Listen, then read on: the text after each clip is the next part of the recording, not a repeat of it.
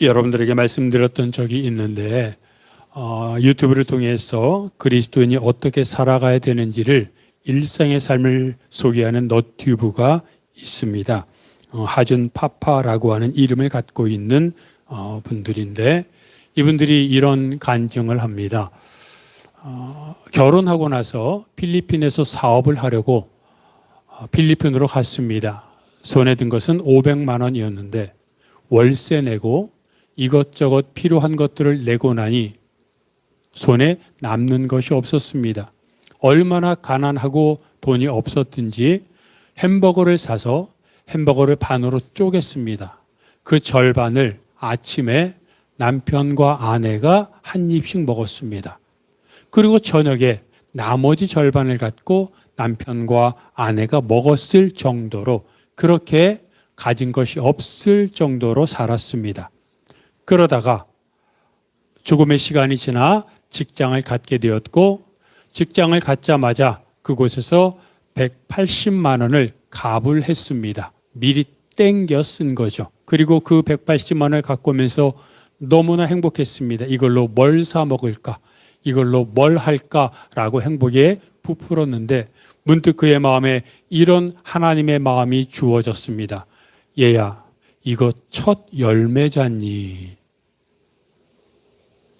첫 열매는 하나님께 바친다는 그런 말씀, 그 말씀 머리에 떠올리면서 부정하고 싶었습니다. 다른 것도 아니고 정말 먹을 것이 없었고 이것은 가불에서 갖고 온 180만 원이었는데 첫 열매라고 하는 마음이 드니까 이거를 차마 그 마음이 드는데 외면하기는 어렵고 그래서 아내에게 물어보기로 했습니다. 아내는 초신자였기 때문에 초신자인 아내가 첫 열매인데 어떻게 할까 그러면 당연히 그것을 흔쾌히 허락할 리가 없지 않습니까? 그래서 아내가 그것을 허락하지 않으면 그 핑계로 헌금하지 않기로 결정을 하고 아내에게 물어봤습니다. 그랬더니 아내가 이렇게 말하더랍니다. 그러지 뭐. 예상 외로 그렇게 말하는 것을 듣고는 할 수 없이 하나님 앞에 첫 열매 헌금을 드리기로 했습니다. 그리고 그날 수요 예배에 참석했습니다. 필리핀에서 수요 예배에 참석해서 돈을 내야 되는데 내기는 싫고 마음은 답답하고 그래서 돈을 만지작 했는데 나중에 보니까 돈이 너덜너덜해졌다고 합니다. 차마 안 낼 수는 없고 그래서 예배가 끝나자마자 강대상에 그 180만 원을 마치 던지다시피 해서 던지고는 교회를 빠져나왔습니다. 그런데 교회를 빠져나오는 그의 마음속에 이런 하나님의 마음이 강하게 주어졌습니다. 얘야, 너의 그 헌신의 마음을 내가 절대 잊지 않을 거란다. 그런데 그 달에 먹은 또는 음식 이런 것들이 일생 중에 가장 풍요로웠다고 간증합니다. 필리핀에 왔다고 필리핀의 친구들이 부부를 초청해서 여러 번 식사하고 목사님이 초청해서 식사하고 권사님들이 초청하고 이곳저곳 사람들이 초청해서 그 달에 오히려 180만 원 갖고 먹을 수 없을 정도로 많이 풍요롭게 먹었고 그때 살이 더 쪘다고 말합니다. 근데 이제 어쨌든 그렇게 막상 내고 오니까 아내가 짜증을 내더랍니다. 진짜 냈어? 다 냈어? 그러면서 말하기를 아니 우리가 한 달 순수입이 1,000만 원이 되면 그때 하나님 내가 믿을 거야 라고 내뱉듯이 말하더랍니다. 그리고 얼마 되지 않아 지금 하고 있는 사업의 시초가 되는 사업을 필리핀에서 시작을 했는데 첫 달에 순이익을 온전히 정산했는데 정확하게 1,000만 원이었습니다. 그랬더니 아내가 놀라며 이렇게 말하더랍니다.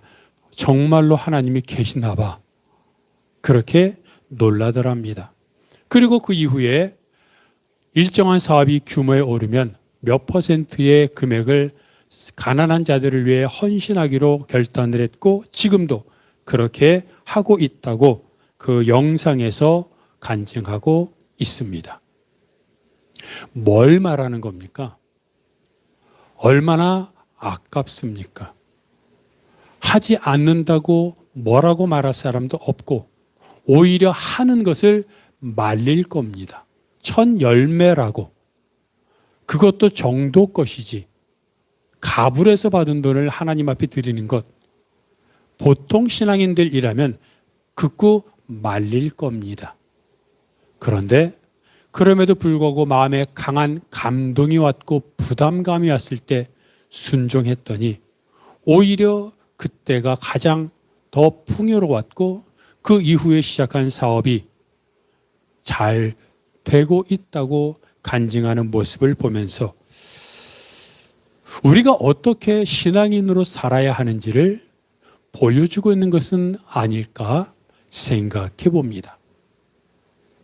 예수님이 나병 환자 시몬의 집에서 식사를 하고 있는데 한 여인이 예수님의 머리에 와서는 향유를 붓고 그때부터 오늘의 이야기는 시작됩니다. 옆에 있던 사람들이 분노하며 말합니다. 그 향유를 300데나리온 이상에 팔아서 가난한 사람들에게 주면 의미 있게 사용될 텐데 왜 허비했느냐라고 분노하고 있는 겁니다. 아니, 향유가 얼마나 비싸길래 300데나리온 이상에 팔아서라고 말을 할까요? 1데나리온은 하루 노동자가 하루 버는 일당입니다.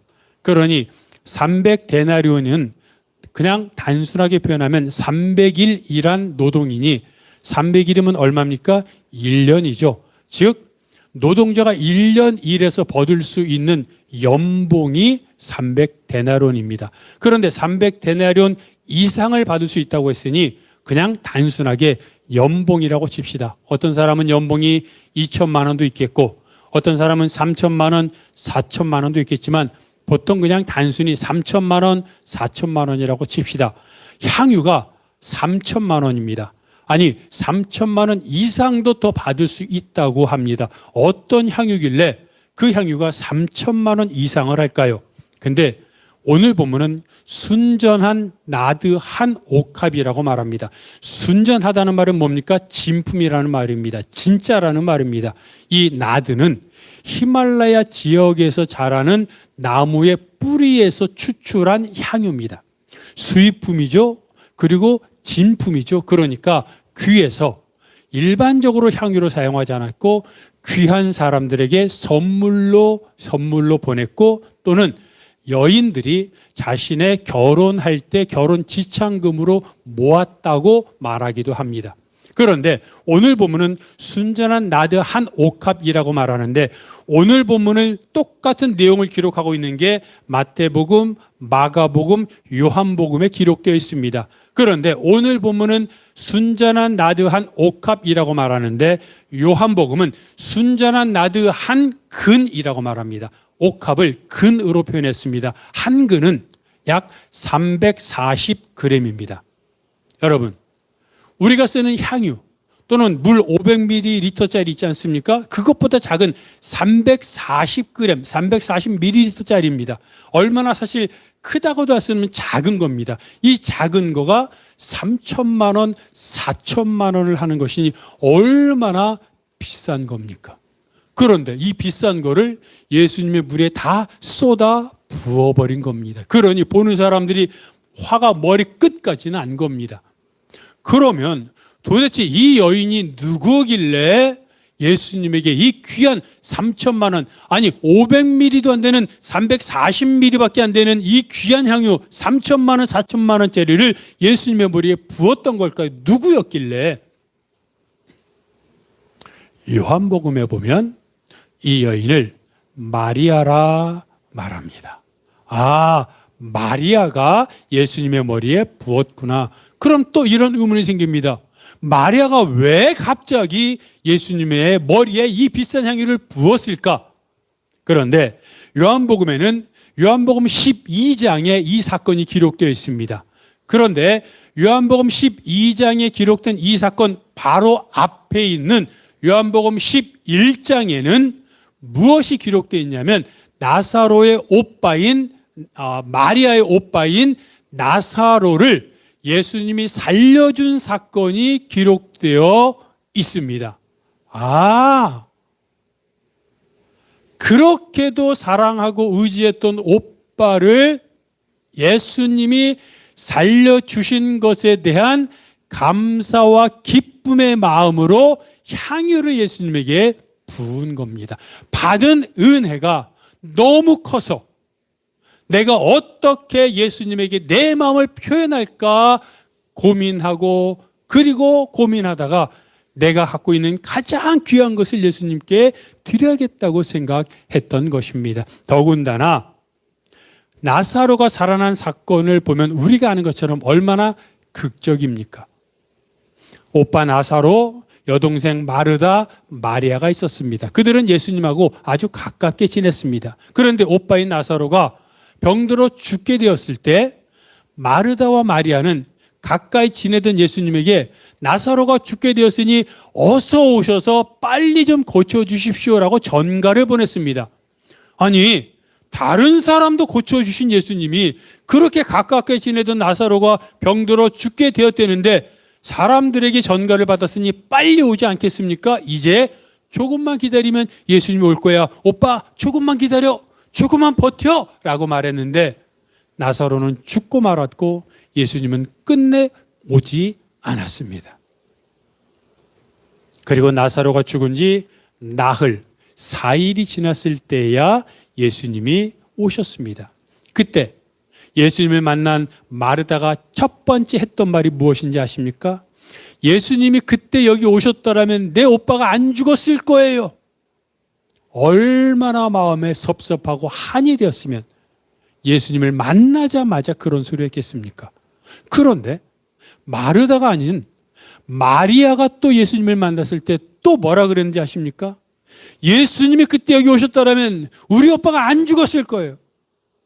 마르다뿐만 아니라 마리아도 예수님을 만나자마자 그 말을 연이어 퍼붓습니다. 얼마나 마음 가운데 차마 욕하지는 못하고 섭섭하고 화가 났으면 예수님을 만나자마자 예수님 왜 그때 안 오셔가지고 우리 오빠 죽겠어요라고 얘기를 했겠습니까? 그런데 우리가 아는 것처럼 여기에 반전이 있었습니다. 죽은 지 나흘이 된 나사로를 예수님이 다시 살려주신 겁니다. 여러분, 아무리 위중해도 죽어가기 직전에 병을 고친 것과 죽은 사람을 살린 것은 완전히 다른 차원입니다. 그런데 마르다와 마리아는 자기 오빠가 죽은 지 나흘이나 지났는데 예수님이 살려주신 것을 경험했습니다. 그 감격, 그 기쁨. 그래서 마리아는 자신이 어떻게 예수님에게 이 받은 은혜를 표현할 수 있을까? 뭘 할까? 그렇게 고민하다가 자신에게 가장 값어치가 있는 3천만 원, 4천만 원짜리 옥합을 깨뜨려 예수님에게 부은 겁니다. 그런데 이 옥합을 깨뜨린 모습을 보며 오늘 본문을 보니까 어떤 사람들이 비난했다라고 말합니다. 그들이 화를 내면서 왜 이걸 허비했느냐? 가난한 사람들에게 주었으면 얼마나 그들이 고마워했겠느냐라고 말합니다. 비난한 사람들이 누군지 아십니까? 오늘 본문은 어떤 사람들이 화를 내며 비난했다고 말하는데 같은 내용을 기록한 마태복음은 그 범위를 조금 더 정확하게 말합니다. 제자들이 분개했다고 말합니다. 아, 화를 냈던 어떤 사람들은 제자들이었습니다. 그런데 요한복음을 보면 그것을 또 압축해서 누가 주동했는지를 말하는데 요한복음 12장을 보면 제자 중 하나인 가룟 유다가 화를 내며 분개했다고 말합니다. 그리고 화를 내며 분개한 이유가 정말 가난한 사람들을 생각해서가 아니라 돈꾀에 넣으면 그걸 훔쳐가는 사람이니까 가난한 사람들에게 주라고 마리아가 그 옥합을 팔아서 3천만 원, 4천만 원을 주면 가룟 유다는 그걸 훔쳐가고 싶은 마음이었는데 그걸 쏟아부렸으니 아까봐라, 아까워라 하는 마음이 있었던 것입니다. 무슨 말입니까? 마리아는 예수님께 받은 은혜가 너무 커서 자기의 가장 소중한 것을 예수님께 드렸습니다. 그런데 그 모습을 보고 아무 상관없는 무리들이 욕하고 지나가던 사람들이 비난했으면 그래도 이해할 수 있는데 예수님을 따른다고 하는 제자들이 그 마리아를 비난하는 모습을 보이고 있습니다. 성도들이 받은 은혜가 커서 주를 위해 내가 가진 것을 드리고 헌신하려고 합니다. 없는 살림에 빠듯함에도 헌금을 하고 시간이 없는데도 나와서 봉사하고 그리고 없는 사람 대접하고 남들이 보면 야 저렇게까지 할 필요가 있어 라고 생각합니다. 그런데 정작 중요한 것은 같은 성도들이 그렇게 섬기는 모습을 보고 비난한다는 겁니다. 왜 저렇게 극성스럽게 믿어? 왜 저렇게까지 해?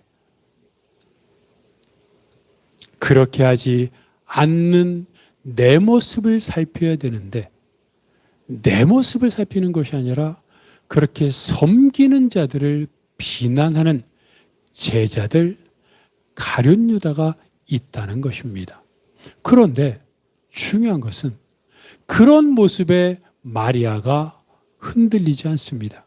그리고 마리아는 오히려 오늘 본문에는 향유를 부었다고만 기록되어 있는데 요한복음을 보면 마리아가 예수님의 발에 부어진 향유를 자기 머리털로 닦았다고 말합니다. 가장 소중한 3천만 원, 4천만 원짜리 향유를 예수님께 깨서 옥합을 바친 것도 대단한데 예수님의 발이 아무리 귀한 분이라고 하지만 먼지로 뒤범벅이 되어 있지 않겠습니까? 그런 발을 더군다나 향유가 부어졌으니 그 향유와 먼지가 뒤범벅이 돼서 얼마나 사실은 더럽겠습니까? 그런데 그 발을 마리아는 자기의 머리털로 가장 귀한 머리털로 닦았습니다. 마리아가 예수님의 발을 머리털로 닦는데 조금의 주저함도 망설임도 부끄러움도 없었습니다. 아마 마리아는 할 수만 있다면 자기 생명도 내놓았을 겁니다. 이것이 바로 마리아의 마음이었습니다. 다니엘이 바벨론 왕궁으로 끌려가 교육을 받을 때 우상에게 제사 드린 음식은 먹지 않겠다고 결단합니다. 지금은 바벨론 사람들에게 잘 보여야 하니 지금은 주는 대로 먹고 그들의 말을 따르고 나중에 높은 고위 관료가 되면 그때 주를 위해 헌신하겠습니다 라고 생각하지 않았습니다. 다니엘은 바로 지금 그곳에서 하나님 앞에 모든 것을 드렸습니다. 30일 동안 어떤 신에게도 기도하지 말라는 왕의 명령이 떨어졌을 때 다니엘은 30일 동안만 내가 기도를 참고 이 위기가 지나간 다음에 더 잘 되어 하나님 나라를 위해 일하겠습니다 라고 생각하지 않았습니다. 죽을 때 죽더라도 바로 지금 이 자리에서 하나님께 기도하겠다고 생각했고 똑같이 예루살렘을 향하여 난 창문을 열고 남들이 보는 앞에서 기도했습니다.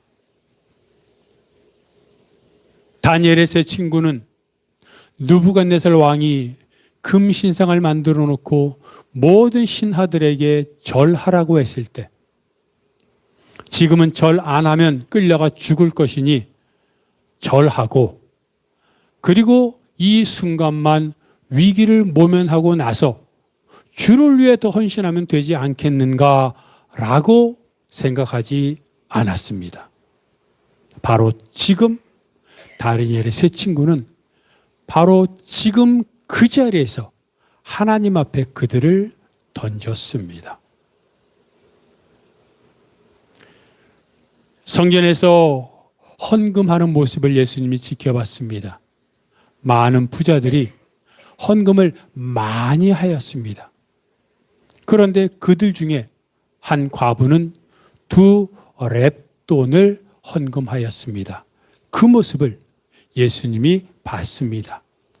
2렙돈은 우리나라 돈으로 약 2,000원입니다. 부자들이 많은 헌금을 했는데 과부는 2,000원을 헌금했습니다. 오히려 부끄러웠을지 모르겠습니다.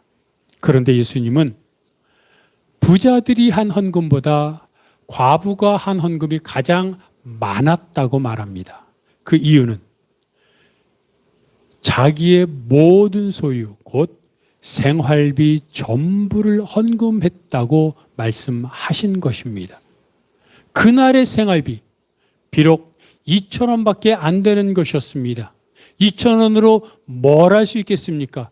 하지만 다른 사람들은 2,000원으로 뭘 할 수 있을지 모르겠지만 그 여인에게는 2,000원이 전부였습니다. 그 2,000원이 있어야 그나마 한 끼라도 먹고 두 끼라도 먹고 하루를 지탱할 수 있는데 무슨 이유에서인지는 모릅니다.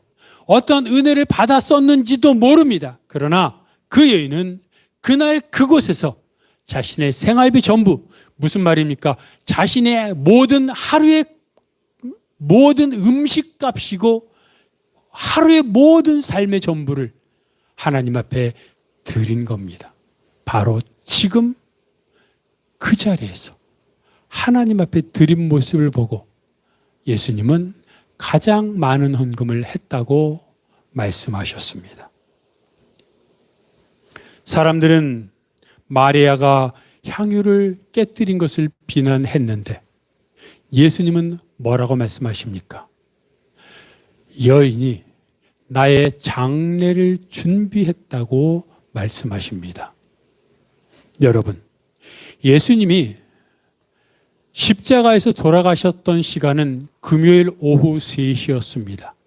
그런데 금요일 오후 6시부터 안식일이 시작되기 때문에 예수님의 시신을 금요일 오후 3시부터 6시 사이, 즉 3시간 사이에 예수님의 시신을 내리고 또 무덤으로 옮겨야 했습니다. 그래서 유대인의 장례법에 의하면 사람이 죽으면 그 시신에 향유를 바르고 장례 절차를 다 행해야 했지만 3시간밖에 없었으니 내리고 옮기고 얼마나 시간이 빠듯합니까? 그래서 예수님이 실제로 돌아가셨을 때 예수님의 몸에 향유를 바르지 못했습니다.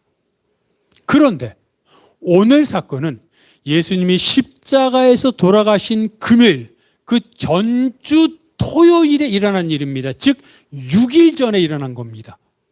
얼마나 기막힌 일입니까?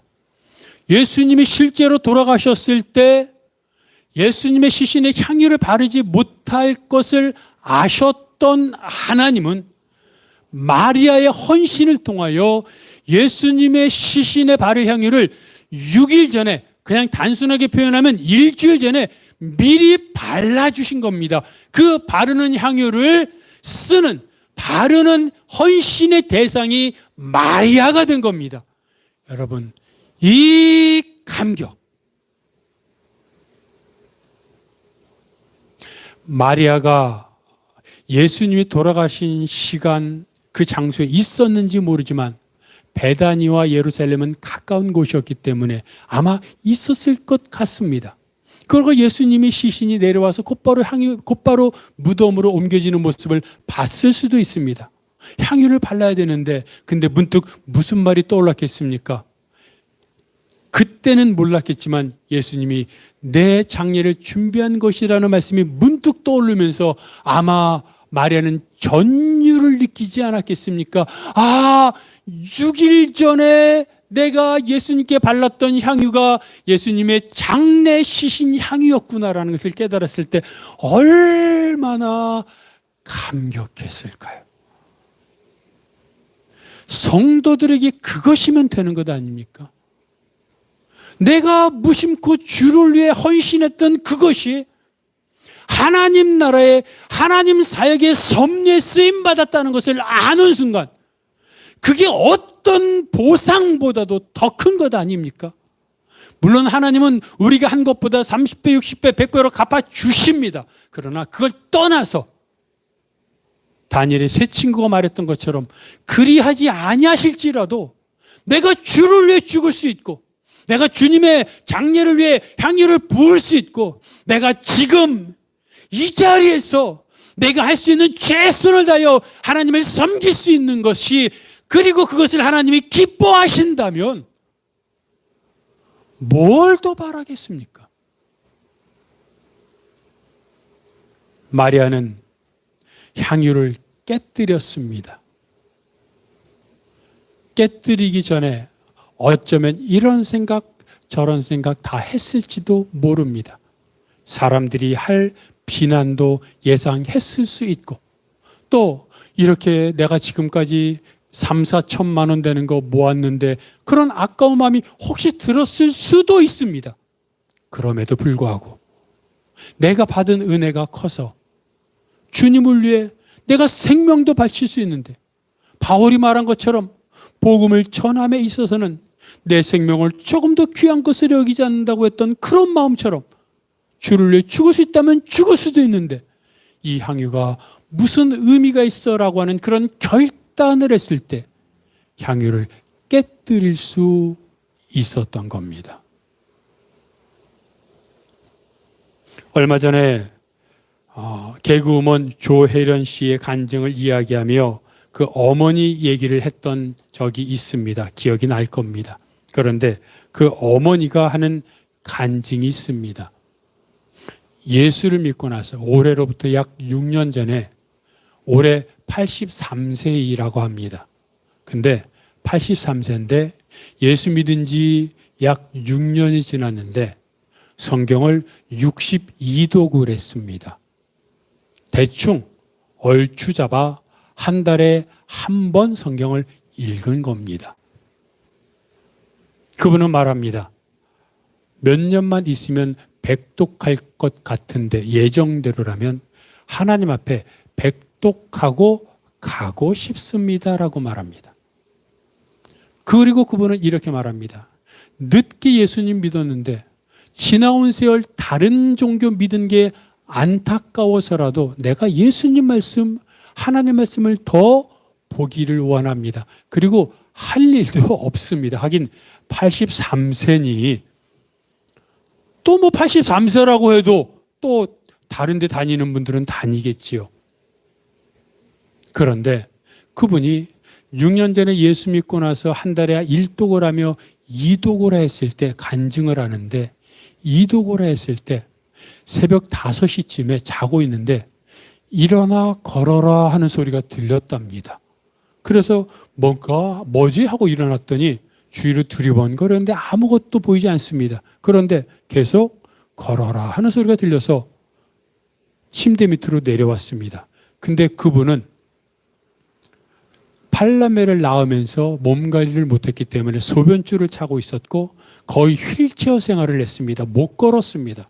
그런데 걸으라 하는 말을 듣고 뭐지 하고 엉겁게 침대를 내려와 거실까지 와서 걷는데, 동영상을 봤더니 딸이 놀라가지고 동영상을 찍었는데 막 어린애처럼 따다다다 걸어 뛰어다니더라고요. 휠체어를 탔던 분이. 그때 무슨 일이 있었냐고 물어보니까 얼굴에 마치 커피를 끓이는 것처럼 엄청 뜨거웠고 그 순간에 방언을 받았고 그리고 막 온몸이 뜨거웠다고 말합니다. 그러면서 막 다다다다 막 뛰었습니다. 그리고 그때부터 걸었습니다. 이독을 했는데. 그리고 또 사독이 끝나고 오독제 들어갔는데 어떤 목사님의 예배에 가서 예배를 듣고 끝나고 나는데 또 중보기도자들이 20여 명이 모여서 그 어머님을 위해서 기도를 해줬답니다. 또 안수기도도 받았답니다. 근데 그리고 왔는데 소변이 그냥 나오더랍니다. 그날로부터 소변줄을 풀었습니다. 이독을 했는데 다리가 걷게 되었고 사독하고 오독제 들어갔는데 소변줄 아시지 않습니까? 얼마나 치욕스럽고 죽고 싶었다고 말합니다. 그런데 그 소변줄을 떼었습니다. 그리고 지금까지 건강합니다. 이런 이적을 말하고자 하는 게 아닙니다. 그냥 하나님을 믿은 게 감사해서 하루에 한 달에 한 번 성경 통독하려면 얼마나 많이 읽어야 됩니까? 일어나서 잠잘 때까지 읽는 겁니다. 그렇게 일독, 이독 했더니 그냥 이런 은혜가 주어지더라. 이게 뭡니까? 옥합을 깨뜨리는 겁니다. 사람들은 누구나 자신이 갖고 있는 기준이 있습니다. 공부를 몇 시간 해야지. 친구를 만나러 나갈 때 몇 시까지 들어와야지.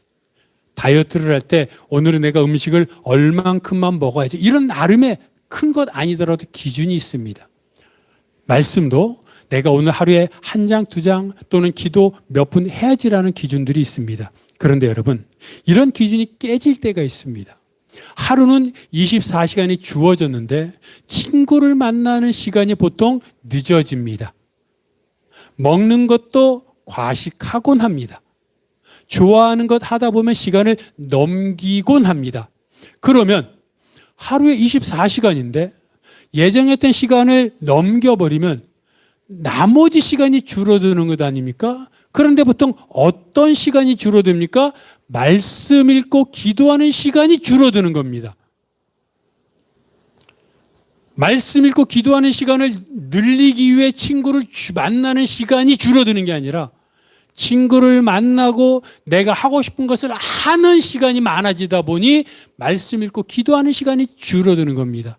그런데 여전히 하나님의 이적과 은혜는 기대합니다. 이게 모순입니다.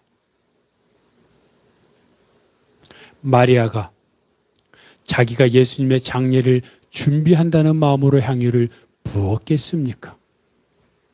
마리아가 향유를 부으면 하나님이 나에게 은혜를 주시겠지 하는 마음으로 부었겠습니까? 오빠 나사로를 살려준 은혜가 크다 보니 내가 뭘 할까 고민하다 가장 귀한 옥합을 깨뜨린 겁니다. 주위에서 비난했습니다. 그렇게까지 할 필요가 있어 분노했습니다. 하지만 그런 것 다 무시했고 예수님만 바라봤습니다. 예수님께 받은 은혜만 생각했습니다. 그랬더니 그 마리아가 부은 향유가 예수님의 장례식 향유가 되었고 그리고 그 마리아가 얼마나 아름다운 신앙의 삶을 살아갔겠습니까? 여러분, 신앙이라는 것이 무엇입니까? 주님만 바라보는 겁니다. 세상을 살지만 발은 땅을 딛고 있지만 그럼에도 우리 눈은 하늘을 바라보는 것, 그리고 내 손은 이웃을 살피는 것, 그리고 내 마음은 어떻게 하든 하나님이 원하시는 삶을 살겠다고 다짐하는 것, 그것이 향유를, 옥합을 깨뜨리는 것입니다.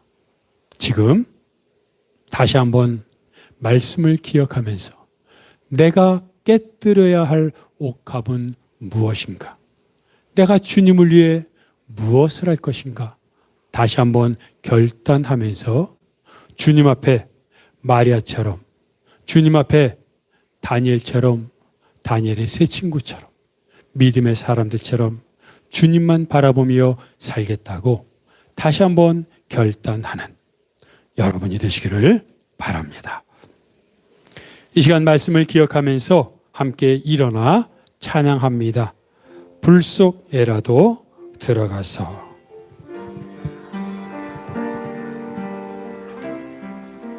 죄악된 세상을 방황하다가 죄악된 세상을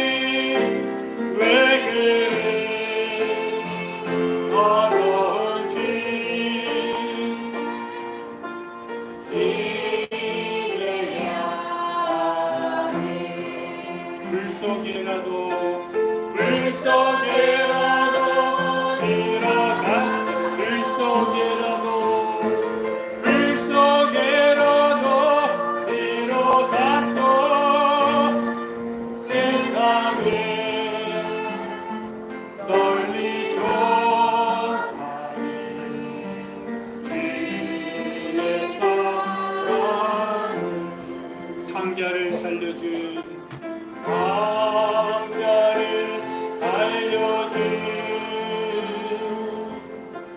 주님 말씀에 주님의 빛나리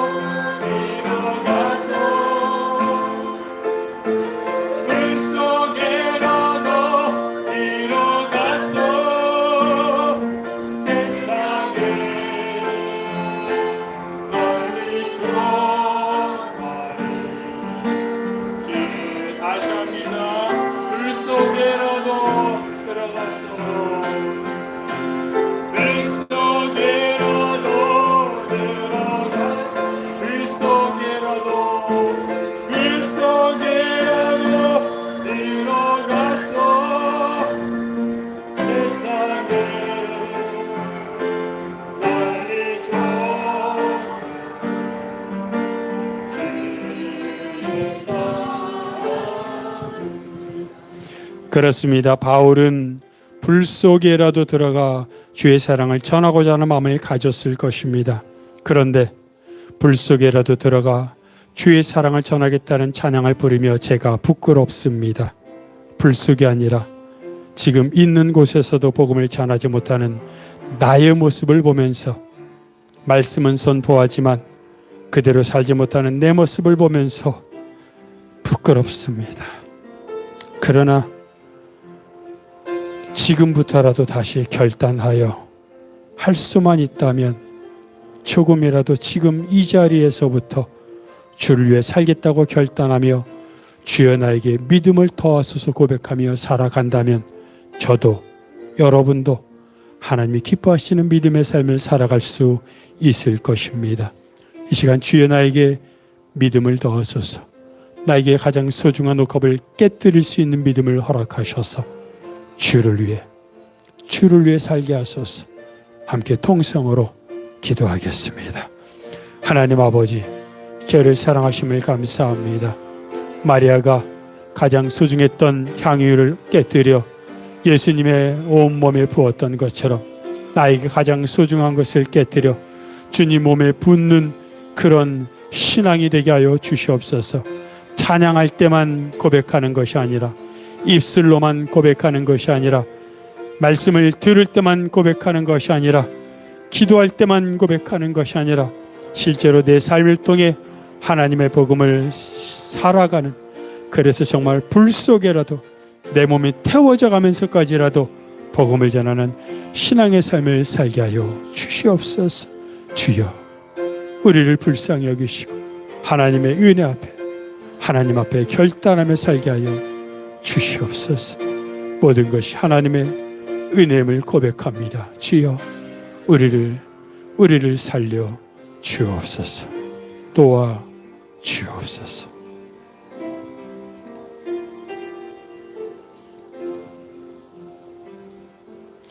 주의 온갖 비난을 무릅쓰고 옥합을 깨뜨려 향유를 부었던 마리아처럼 내가 가장 소중하게 여기는, 아니 목숨보다 여기는 무엇이 있다면 그것을 깨뜨려 주님께 드리는 성도들이 되게 하여 주옵소서.